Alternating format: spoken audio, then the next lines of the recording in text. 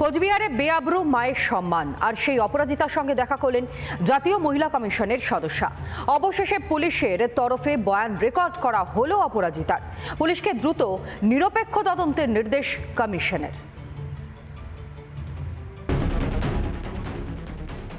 কোচবিহারের ঘটনায় তোলপাড় সারা দেশ।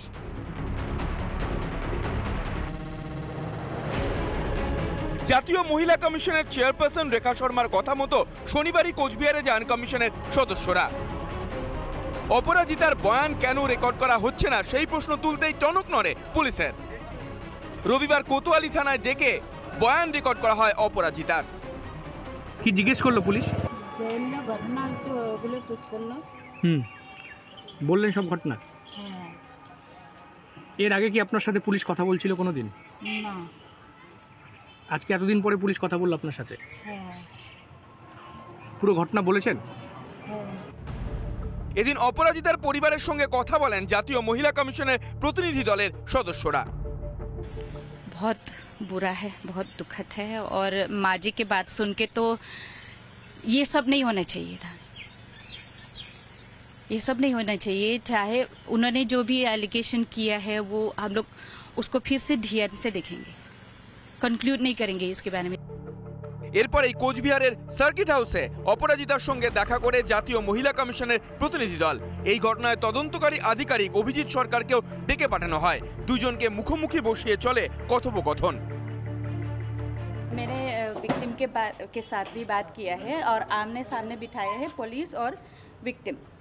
तो जो हमारे नॉलेज में आया है तो हमने पुलिस को डायरेक्शंस दिया है कि जल्द से जल्द उनका स्टेटमेंट और investigation free and fair investigation होना चाहिए। এরপরেই তিনি যান কোচবিহারের পুলিশ সুপারের সঙ্গে দেখা করতে, কিন্তু দেখা আর হলো না। একবার ছবিটা দেখাই।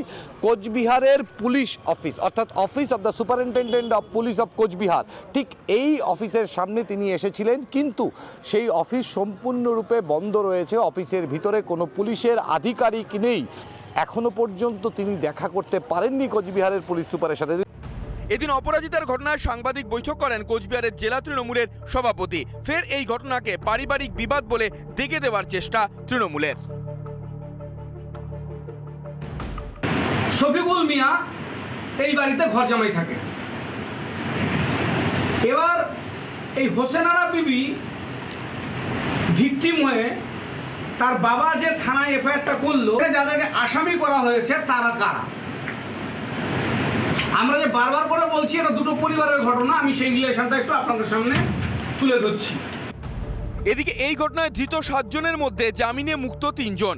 শুক্রবার যে 3 জনকে গ্রেপ্তার করে পুলিশ, তাদের 3 দিনের পুলিশ হেফাজতের নির্দেশ দেয় মাথাভাঙা মহকুমা আদালত। কোচবিহার থেকে কিংশুক দত্ত ও তনয়া ঘোষের রিপোর্ট, রিপাবলিক বাংলা। দুই প্রতিবেশীর মধ্যে বচসার জেরে গুলি। উত্তর দমদম পুরসভার ফাতুল্লাপুরে গুলি চলার ঘটনায় চাঞ্চল্য ছড়িয়েছে। গুরুতর জখম অবস্থায় হাসপাতালে ভর্তি বছর 55 হাফিজুল শেখ। আগ্নেয়াস্ত্র সহ পুলিশের হাতে গ্রেফতার অভিযুক্ত।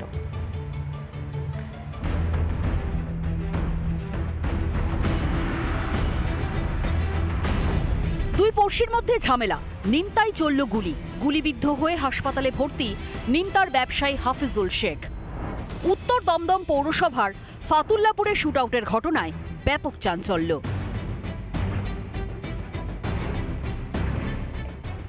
কিছুদিন আগে বেলঘড়িয়ার ব্যবসায়ীর গাড়ি লক্ষ্য করে পরপর গুলি ছোড়া হয়েছিল। সেই ঘটনার কথা প্রত্যেকেরই মনে রয়েছে, কিন্তু এরই মধ্যে আবারও সেই একই ঘটনার পুনরাবৃত্তি। এবার উত্তর দমদম পৌরসভার ফতুল্লাপুরের যে 29 নম্বর ওয়ার্ড, সেই ওয়ার্ডে হঠাৎ করে গতকাল মধ্যরাতে শুটআউট। আমি শুনলাম যে একটা গুলির আওয়াজ, লোক দৌড়াচ্ছে, ও পিছনে আমি আসলাম, এসে দেখছি যে উনি এইখানটাতে মাটিতে পড়ে আছে। অভিযুক্ত ফারুক আহমেদকে ইতিমধ্যে আগ্নেয়াস্ত্র সহ গ্রেফতার করেছে পুলিশ। অন্যদিকে আরজিকর মেডিকেল কলেজে গুরুতর জখম অবস্থায় চিকিৎসা চলছে হাফিজুলের। ছেলের সামনেই বাবাকে গুলি করা হয়। ফারুক আহমেদ সে ফোন করে ডেকে পাঠিয়েছিল হাফিজুল শেখকে। ফোন করে যাওয়ার পরে প্রথমে তার ছেলে বাইরে আসে এবং ছেলে বাইরে আসার পর সঙ্গে সঙ্গে যখন বাবা আসে তারপরে তাকে গুলি করা। এই মুহূর্তে যে ছবিটা দেখানোর চেষ্টা করছে এই সেই হচ্ছে বাড়ি। ফারুক আহমেদকে চেনেন আপনারা? হ্যাঁ চিনি, ওই পাড়া প্রতিবেশীই হয়। কাল রাতে কোনো অশান্তি হয়েছিল? না, কোনো অশান্তি হয়নি গতকাল রাত্রে। শুধু ফোন করে ডেকেছিল, বললো বাড়ির সামনে আসো। তা বাড়ির সামনে এসেছে, ফোন করে বাইরে এসেছে, ছেলে এসেছে আগে। ছেলে আসার পরে বাপকে গুলি করেছে সামনে। কেন চলল গুলি? কোনো প্রতিহিংসা থেকে গুলি চলে? জানেন না হাফিজুলের বাবাও। ফারুকের সাথে কি সম্পর্ক? সম্পর্ক পাওয়ার ব্যাপার, সেটা জানলে তো হয়েই গেছে। বহু মাছ ধরে ফেলেছিল। পাড়া পড়শির সামান্য ঝামেলাতেই বেরিয়ে পড়ছে বন্দুক, চলছে গুলি। আগ্নেয়াস্ত্রকে এতটাই সহজলভ্য হয়ে উঠেছে রাজ্যে। কদিন আগে স্কুলের দারোয়ান একটা বাচ্চা ছেলেকে বকেছে বলে দুটো ছেলে দুখানা পিস্তল নিয়ে স্কুলে চলে এসেছে। আপনি একদিকে বলছেন জঙ্গিদের নিরাপদ আশ্রয়স্থল, আর সেই নিরাপদ আশ্রয়স্থল থেকে কিছু বন্দুক, রিভলভার, গুলি পাওয়া যাবে না? দেখবেন যারা গুলি করছে এই ছেলেগুলো, আপনি দেখবেন ভোটের কাজে, ভোটের সময় দেখবেন এদের কাজটা কি অ্যাক্টিভিটিস, তাদের পিছনে কিন্তু রাজনৈতিক নেতার প্রাণ ভরা আশীর্বাদ রয়েছে। তা নয়তো এত বড় আনরুলি কিন্তু আর হতে পারে না। ইতিমধ্যেই প্রশ্ন উঠতে শুরু করেছে প্রশাসন এবং পুলিশের ভূমিকা নিয়ে। বারবার যেভাবে শহরের বিভিন্ন জায়গায় এই শুটআউটের ঘটনা ঘটছে তাতে করে মানুষজন কিন্তু আতঙ্কিত।